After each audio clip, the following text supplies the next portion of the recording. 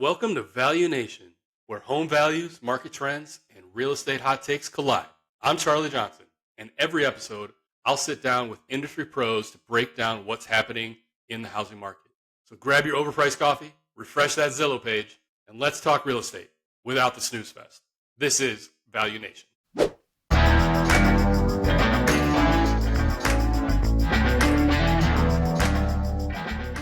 So kicking off 2025, I have a very, very special guest with us coming to you live from the West Coast, bright and early. Please welcome Rida Sharaf.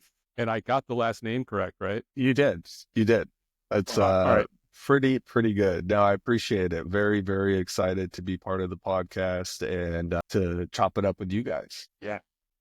So, you've been here for, it feels like just a minute, right? Like it's, as far as, like a part of the Nationwide family. However, you've been in the industry for a while, a little bit different side than the traditional appraisals that we, our teams have been operating in.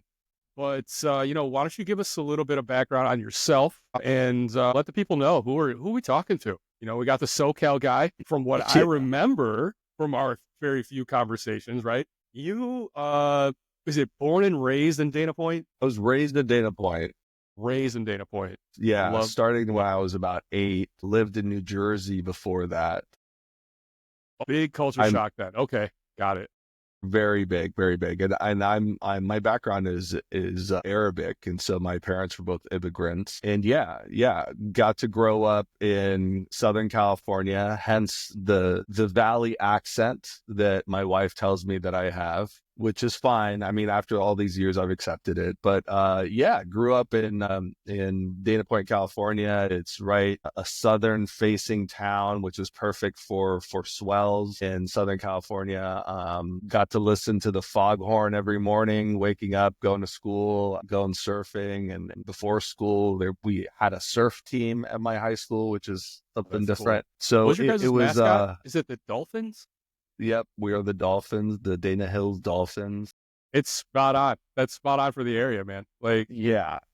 We, there was, San Clemente Tritons and all that. Yeah, we had the ocean theme going.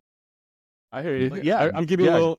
And I got my. Was it Doheny Beach? Very, very famous beach down in Dana Point. There's that has all kinds of concerts. It's a very huge longboarding beach. So you could take your logs, as they say out there, take your 9-foot log and go catch some slow waves and see some older guys just rip right past you because they've been doing it for 50 years. Man, it was a wonderful place to grow up, and after that went to college in Arizona, in Phoenix, Arizona, which was definitely a big difference there from being by the beach, going to the desert. Similar theme though. It was very good. And that's where I kind of started dabbling in real estate. I had a few friends that worked in mortgage and I didn't know really what I wanted to do, but real estate seemed very, very interesting. So after college, I moved back to Southern California and started working in escrow, of all things. And so got to really learn every part of the transaction as much as I could from that vantage point, which,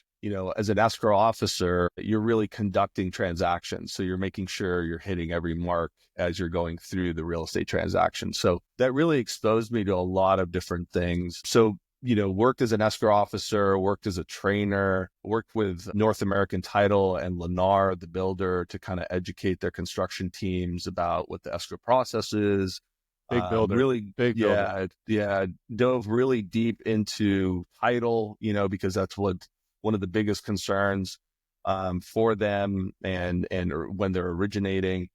And actually I went up to Northern California and worked there at their headquarters in the Bay Area for a while, then made my way back to Southern California. It seemed like every time I left, I just came back because missed my family and the beach and the lifestyle. The SoCal lifestyle, yeah. Yeah, the SoCal lifestyle. We have some pretty good weather down here. I don't like to brag about it too much because we got some people here from the East Coast and different parts of this that are getting snowed in right now. I'm not gonna lie, it's frosty here. I'm in the DC area, and it was a nice, a balmy 18 this morning. Little difficult, when you roll outside in a hoodie with shorts to let the dog out. Yeah, Not ideal. Yes, yeah. See, and got to make in Southern California, you got to make hard decisions like sweater, long sleeve shirt. I mean, it just depends. Which surfboard to throw in the car that Yeah, morning. You yeah, guys really yeah, struggle. I mean, look, I've been to Dana Point, I think 3 or 4 times at this point in the last 5 years. yeah, And it is by far, if for anybody who has never seen it, it is the most beautiful thing you'll ever see. Like the area I think anyways, from a California perspective, and I've been to San Diego, LA, Sacramento, even down into the little, almost to Mexico, what is it mhm, called? The, yeah. with like Lubbers San Beach Diego and stuff, area, like yeah, even further south than there, right? And not Punta Cana. What is it down there? It doesn't matter. It's just, let's just put the point. Let's put the pin back in it. Look at Dana Point. If you ever had the yeah, opportunity, you should absolutely go. 100%. I brought my wife and daughter a couple times, and instantly, obviously, they fell in love. Then we did the surfing Yeah, lessons right yeah. there at the beach, right outside of the Marriott on the cliffs. Oh yeah, Walk right yeah, down in the water. Look at yeah. California. You guys are fully committed to just not giving a crap and surfing all day if you want. Oh yeah, And look, oh yeah. I admire that. I mean, when I was younger, there was nothing stopping me from going to the beach all the time, all the time. Yeah. It's definitely, I don't know, for me, because I moved there when I was about, I think 9 or 10, and I came from New Jersey and experienced some winters there. I really understood the difference. But yeah, it's an exceptionally beautiful place to grow up. A little pricey though. I'm not gonna lie. Yeah, I mean, you got to sell your firstborn, but it's a I small price to pay for good weather. like you hear the stories, and look, I live in Loudoun County, which is a very expensive county. It's always Yeah. ranked up there with like your Orange County, and then Loudoun, and they're always in the top three, battling it out for who's the most expensive. The median income also, it gets you there. It helps because the expectations. However, you go to Dana Point and you're just looking around on Zillow, doing the usual things that people do in the middle when they're bored. How much is that condo overlooking the entire beach and the ocean? One bedroom, one Mm-mm. bath for almost just shy of 2 mil. Yep. You don't Yep. get a garage, like Yeah. your own personal space kind of thing. And I'm like, this is a different animal altogether. And So it's crazy. it's funny you say that. So like, back to the story. So I moved back to Southern California. I was back in the escrow world. And this was probably around 2006, 2005, 2006. Everything was going fine. Had a nice panel of clients, and the way escrow works is it's very personable, right? I'm talking directly to the real estate agents. And so I had a group of real estate agents that liked me, but I could tell things were getting a little squirrely. And to your point, right, I remember having an escrow for a condo that was basically a studio in Huntington Beach, which is a little bit north of Dana Point. And it had mentioned that it had a peekaboo view of the ocean. A peekaboo. Okay, go on. Peekaboo view, which is something like a term that's used, right? I talked to the realtor because the condo was priced at $1.2 million. And I'm like, this is insane. And I said, what is this view? And so she told me that basically, if you put your head all the way to the side and looked really closely, you could see a little bit of ocean view. And that's what was being marketed. And My God. there was offers on the house. So it was kind of an eye-opening moment for me. I'm like, this probably isn't sustainable, right? But didn't really change anything. But I did get to meet an individual who at the time was the owner of USRES and ResNet, and got to talk to him. And he was in a completely different part of the business. His business was more directed to institutions. So working with banks, servicers, mortgage investors to provide services that they needed in the portfolio world. So not on the origination side where I've spent most of my career, right? So it was another angle to the business, more on the mortgage servicing, collateral risk side of mitigating risk when it came to investment that went sideways, right?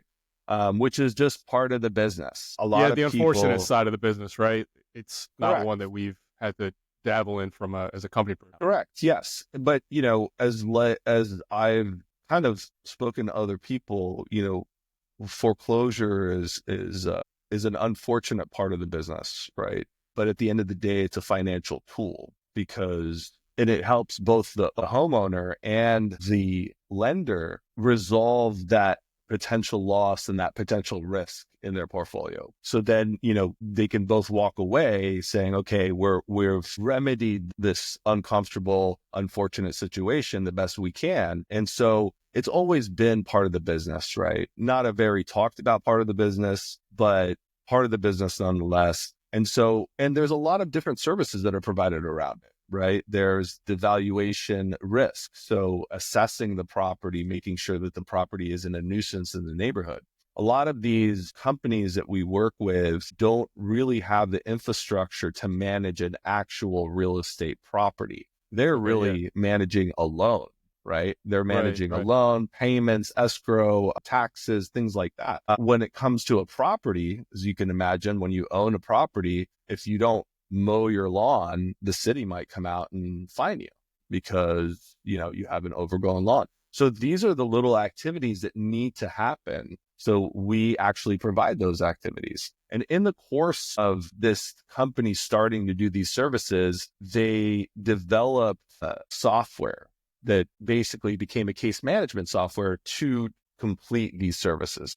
Really, that's a natural like evolution, right? As Right. you're trying to figure out a way to manage all these different people and users and contractors, Right. so many outlying people, got to bring them into Yeah. one place, right? Yeah. And exactly like you said, it's akin to a real estate transaction. So you're taking care of a house maintenance wise. You're looking after the title of that house. You're also getting ready to sell that house and liquidate the asset. So you have to do everything that you would do when you're preparing to sell a house as an individual, and then everything you need to do during the transaction to fulfill whatever need there was, right? Like inspections, repairs, anything like that. So that's what we developed. And over time, it became evident that we really had something in the software, right? That we could offer this software to a greater number of people than just us who were just using it at the time. And so what happened is that we enterprised the software, we took it to market, and it quickly became one of the preeminent applications that are used to liquidate REOs. So, and it involves basically what we created was an ecosystem, a virtual ecosystem where you could manage everything that you needed to do for this property. Everything we just talked about, you could do it in this platform. So right around 2006, I met the owner of the previous owner of the company and started talking to him. And at the time, it was a big jump for me because my career and my work as an escrow officer was still going pretty good. I didn't really see too many reasons other than natural curiosity and the fact that, like I said, a lot of things were being very, very overvalued. And so I was thinking, how is it sustainable for everybody? Dude, it's And not so sustainable. It's really not. There's no it way. was, well, it really wasn't, because what had happened is I made the decision right around early 2007 that I was going to try to go to this new company and see what I could do. And I was still a young man then. So I said, I didn't have any kids. I said, let's try it out. Well, shortly after that, 2008 credit crisis happened and there was massive, massive distress in the market. And so our company became, right, we went Huge from need, 50, we went from 50 to about 400 people just to 400, keep up. 400 people. Wow. And we had 400 people at the company, and just to accommodate that growth, because there was just so much of that type of work going on. And so, but like I said, there's always a turnover of distress in the mortgage servicing market, whether it be divorce or job loss or whatever it is. There's always some, or a really great example, if we want to get inside baseball about it, are reverse mortgages. Reverse mortgages are a product that is essentially designed to default, right? Because what happened, not to be grim about it, but you're going backwards on a mortgage. And so if you change title, if the borrower passes away, all the stuff, it's designed to default so then it could become satisfied. So in that sense, if you look at that population of properties, It's always coming in. So it's something that has to be work regardless of what economic cycle we're in. Yeah, that makes sense. I mean, if Nationwide as a whole has dabbled in the reverse space and or has reverse clients, right? Because you're fulfilling an appraisal that is very similar to like an FHA appraisal and those, but from the back end perspective, like you're talking about, and how it goes down the line, that's all very interesting. Yeah. And to your point, like it is unfortunate. I think when you're looking at it, getting a reverse mortgage. I've had a few clients that were like that, and there's been a number of clients that have gone out of business because it's a small pocket, at least. It is. It my is. understanding of the reverse. It's an interesting product, not to go on a tangent, but like it definitely is an interesting product because it offers potential borrowers, especially elderly borrowers, a lifeline. Yeah. To kind of, continue, especially if you're short on your retirement. It's definitely has its place. It's a peculiar product because, you're obviously the risk is getting greater and greater as you go. But I think if done correctly and disclosed correctly, and there's a lot of laws around reverse mortgage now. Right, There's a lot of disclosure that needs to be done. So the borrower's in the know of exactly what they're getting into, which is good. So yeah. So where we're at with Nationwide, I felt like we had a very good potential partnership, because we're in the same service space, right? We're servicing the same archetype, I think, of the mortgage lender, mortgage servicer, which, pretty much all mortgage servicers are going to be involved in some aspect of mortgage refinance. And so it really kind of tails in together, where from a product offering, we can go from nose to tail, so to speak, where you could say we could take care of the product from origination all the way towards the servicing cycle. And that's something you guys have dabbled in from at USRES as well, right? Like, let's back up for a second. You guys, you talked about the evolution of the company and how it went from where it started and then into the software space. But how many, and correct me if I'm wrong, you guys had like 4 different, we'll just call them labels. Is that right? Under USRES? Sure. I think so. We have 3 different main business lines, and then within those business lines, there are different service offerings and product offerings. So I think the main one, and the one that we shared with Nationwide, was valuation. So while Nationwide was a little bit heavier on the origination side, USRES valuation is a little bit more heavy on the portfolio side. So we deal with back-end valuations to really assess risk, not related to a credit transaction, right? So let's say you're a real estate investor, you have a portfolio of 100 properties, you're just trying to figure out how much the portfolio is worth. You're not looking to sell. It's not related to any kind of lending activity. The second part is REO asset management, which we actually handle the management and liquidation of REO properties internally. And then the third is our technology arm, which that encompasses a few different portals to do a few different things related to mortgage distress, talking to borrowers, loss mitigation, short sale, and deed in lieu. Gotcha. So, I mean, that's really cool. And I see why the group, or, Nationwide was attracted to USRES and all that you guys have been doing over how long was USRES been in business? 30 years. Yeah. 30 years? Yeah, 30 years. USRES has been around for 30 years. Yeah. And then ResNet's been around for, I think, 20 now. About 20. And I mean, it's been a long journey. Obviously, I haven't been around for those 30 years, but I've been around for almost 16 of those 30 years. So I've watched the company. Yeah. You for sure have seen it grow. And how do you guys, I mean, okay, so now you're here, right? You're a part of the Nationwide family, and we're so happy to have you. I got to be honest. Like, when I heard about the direction or the concentration that you guys bring, like, origination is what it is, and you have your cycles and it goes up and down, and it continues to give you gray hairs no matter what. Even though, like, I go back, like, my daughter still gives me $1 million. I got them everywhere. You're doing great, man, because you got a full head of dark hair and a dark beard. You're strong. So, but anyways, like, real estate investment trusts and that whole side of the business is very intriguing to me. So, once we talked about the connection with USRES, I thought, man, this really can take us as a company into another stratosphere, at least from from this true sales guy perspective. So That's my opinion. But like, how do you see, the partnership and coming into the Nationwide family, and how does that going to like really impact what you guys have been providing to the industry, right?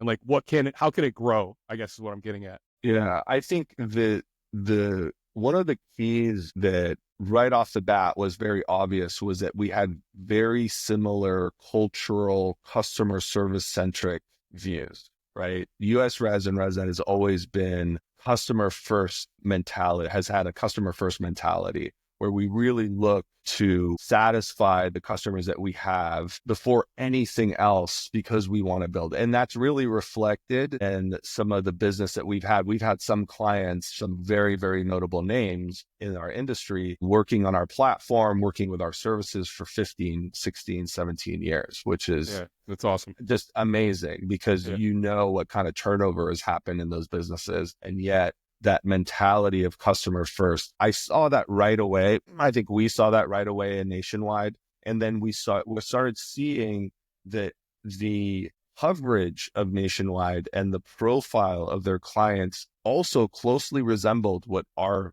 client profile is, right? And that profile of client required more boutique service. They required more attention, not in a bad way, but in the sense of having a real partnership with those clients to help them achieve their goals, be in there for the long run. So like we talked about, through the gray hair periods, through the joyous periods, we're working through problems together and we're scaling up and down. And I really did see that with Nationwide. Coincidentally, before we even started talking Nationwide, we had some mutual clients that we'd work. So I had the firsthand opportunity to interact with clients and hear their thoughts about Nationwide. And, really more than hearing their thoughts about Nationwide, watching their utilization of their services. And that speaks more than anything to me is that, hey, when you take the chance to become a partner with someone and that partnership sticks and you could see how solid it is from the outside, that's something that really was attractive. And that's one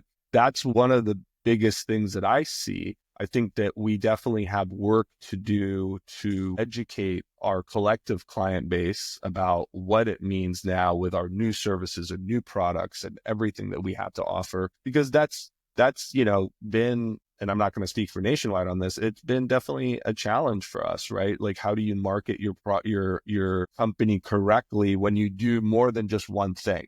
Because from a need perspective, if I want to go get a product, I'm really focused on that product.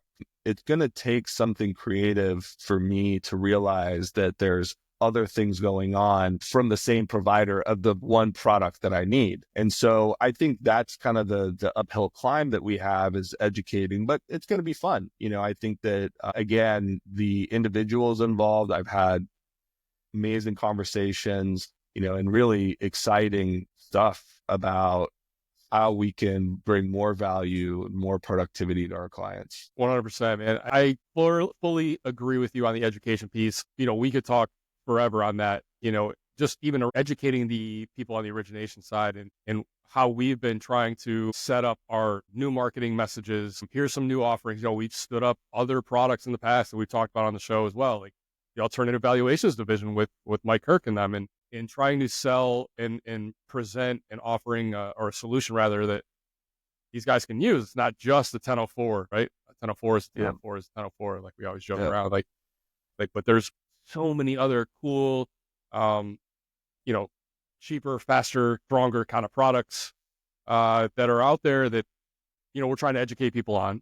And then to your point, like that's just the origination side. Then on the other side, okay, now we're a much bigger solution and provider partner for these people, right? But not all the same people that are working on origination are doing the default side, right? So now for me, I look at it as we're strengthening the partnerships by going wider, right? So we have multiple people at different levels and then multiple departments. We're becoming a true partner, which is what, Jordan and all her marketing efforts have been tasked with is, how do we present that in a nice cohesive message and consistent and we get everybody to buy in. Yeah. Right. Yeah. No, I mean, I think it's definitely, we're not going to solve it in one meeting, but yeah, no I feel like I feel like it's really about listening, right? And building that rapport with the client, with that individual, to get them to a place where you're talking about business in general, like we're doing now, right? And not just specifically, oh, well, I just need, a value on this, or I just need you to go do this inspection. Like, well, tell me about your business and what I can do to help you. That's been the most effective way for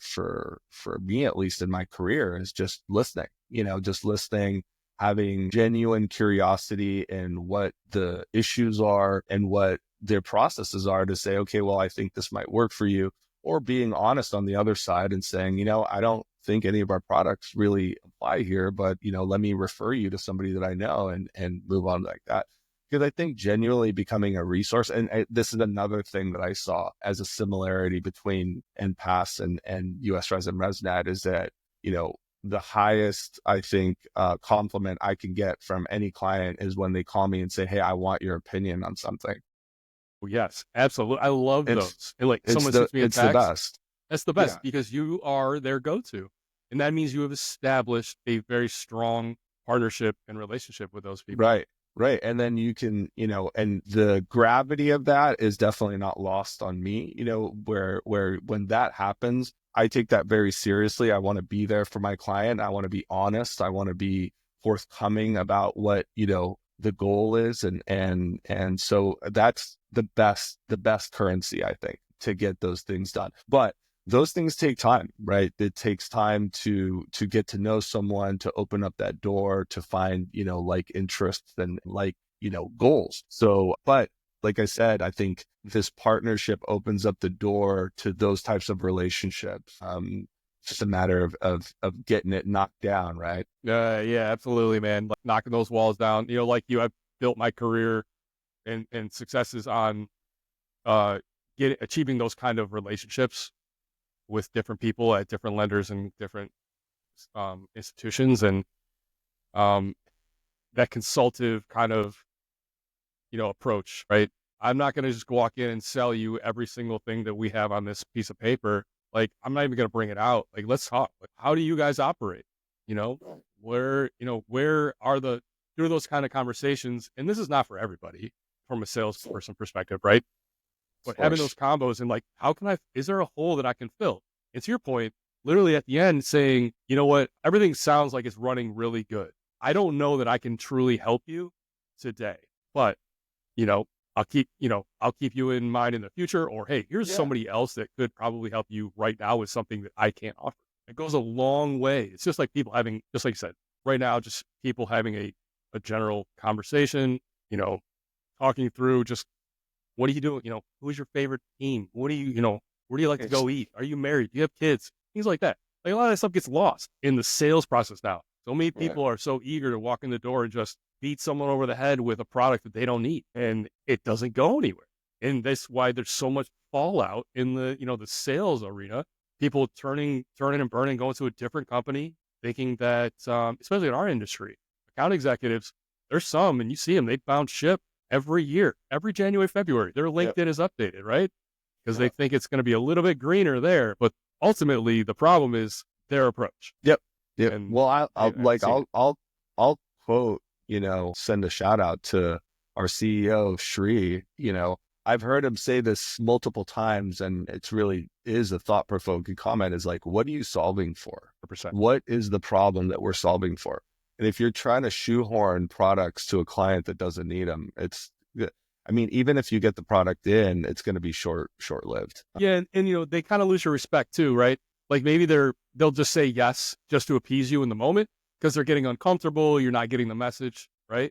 And then you lose them 3 months down the road. I mean, 3 months if you're lucky, right? They Right. might just order one Exactly. and then be out, and then hoping that you forget about Exactly. And I mean, look, there's room for that as well. I think that, business is business, and, try not to get too emotional about it, but, it's hard not to feel pride when you do deliver substance, right? And that you deliver substance to clients you care about because you've developed that relationship, because you want to be there for them, because, essentially we have to be there for each other, right? They need the product, we need the business, and there you go. it. Yeah. speaking of the partnerships and solutions, might be a good time to hear from our episode sponsor. Attention credit unions. Are you ready to revolutionize your property valuation process? Introducing Credit Union Edge, powered by Nationwide Property and Appraisal Services. With Credit Union Edge, you get tailored appraisal solution designed specifically for credit unions. Enjoy faster turn times, reduced costs, and enhanced member satisfaction. Our suite of services includes the Merge AVM reconciliation, combining automated valuation models, comprehensive property data for quick and accurate evaluations, and the Pinnacle desktop appraisals. Use PAP compliant appraisals by local experts, offering cost-effective and efficient valuations. Don't let outdated appraisal processes hold you back. Elevate your member experience with Credit Union Edge today. Visit nationwideamc.com to learn more. All right, Rita. So, great stuff today, man. It's been awesome talking to you, getting to know you. I mean, I'm really looking forward to what you and the team at USRES brings to the Nationwide family, and also, helping my team out and David Fain and Stephanie, and helping their team grow and understand that there's so much more than just a 1004 in this business to be a true partner in offering, right? But before I let you go, we have a little fun segment. We got a little 5 rapid fire questions that I'll give you. Some will have options, and some is just off the top of your head, what's the first thing that comes to mind? So don't panic. I'm not going to ask you about anything you did in college or Tijuana, since that is very close to you. Yes. Let's see. Let's go with an easy one first. All right. How about surfing or snowboarding? Surfing. Okay. I know you're a big boarder. Snowboarding is awesome. It's awesome. But surfing at this point is just much more convenient. Right. Okay. Well, yeah, you're over there. That makes sense. Yeah. And you need basically your underwear, and a board, and then you're there. You're good. Yeah, you're good. Yeah. You don't need sunscreen any optional. Yep. No. You don't need it. You're good. Yep. Not me. I have Irish fair skin. I mean, and a lot of tattoos, so I got to protect the investment. What's the weirdest food combination that you secretly love? Now, we talked about a couple offline before. You got some wild ones that I just don't understand. Listen, I am a human garbage disposal, as my wife and my mother have attested to. So there is very few foods that I'll turn down, but yeah, I'll do it. I mean, I do. I think the weirdest thing is I love sardines. I don't know. My dad and I grew up. He fed me sardines when I was little. And so to this day, I love sardines. Just straight solo, right? Straight out of the can. Yep. Straight out of the can. No Caesar dressing or lettuce to get you there? Nope. Just little mustard, maybe. Hot sauce, and that's it. Maybe a cracker. But yeah, I mean, okay, a cracker, at least you're getting there. Yeah. All right, man. You got some it's stuff. a very solitary love too. Nobody wants to be around you when you eat sardines. I do not doubt you whatsoever. God. Okay, so if you could instantly master one skill today, this afternoon, what would it be? What's one thing you've always wanted to do that you're like, I can't, but I would love to? Man, that's a really good one. Yeah, I mean, I don't know. I guess it would be diving. I've always wanted to go. No, I want to go spearfishing. I had friends growing up that, we were always at the beach all the time. And some of my friends naturally kind of went into the waterman kind of destination. And then one of them, a few years ago, he was on the news. A guy that I went to high school with, he speared 187-pound tuna off the coast. With the rubber band spears? Yeah, it's called with a spear gun. Yeah. Spear gun, it's so I'm not Aquaman. I'm not going out there doing that, but that is so many so things. Cool. Yeah, it's so cool, but so many things about it terrify me. The water, the gun, the fish. You're just chilling in the water by yourself with a mask on and some flippers, hoping that someone doesn't sneak attack you while you're and you're free diving, so there's no oxygen or anything. You're just diving down, and it's I mean, okay, nuts. That's a good one. Yeah, that's up there with my nunchuck. I like the nunchuck though. That's I think that's much more practical. I mean, you're on land. Look, you can get on TV with that too. All right. Last one. What is your go-to karaoke song, or what do you sing in the car when you're by yourself? I'm glad you asked. Yesterday, my son and I we're jamming out to Steve Miller Band Serenade. So yeah. Look at you. That's a good parenting right there. Yeah, man. I love, I don't know, 1970s emotional rock is my thing. Emotional rock. I love that. So yeah, Steve Miller Band. What else? We were listening to the songs from the original Beetlejuice, the Banana Boat song. I mean, I love introducing. Yeah, that's a good one. I love introducing that kind of music to my kids. It's hilarious and it's funny, you know, and the typical red wine, stuff like that. Oh, UB40? That's great. Yeah, man. Nice job. I did early on, we did introduce our daughter to Bob Marley. Yeah. And just the beat and the sound of his voice. Yeah. Honestly, like to this day, she'll throw it on the Alexa when she's just like in her room, and it's really cool. So right on, man.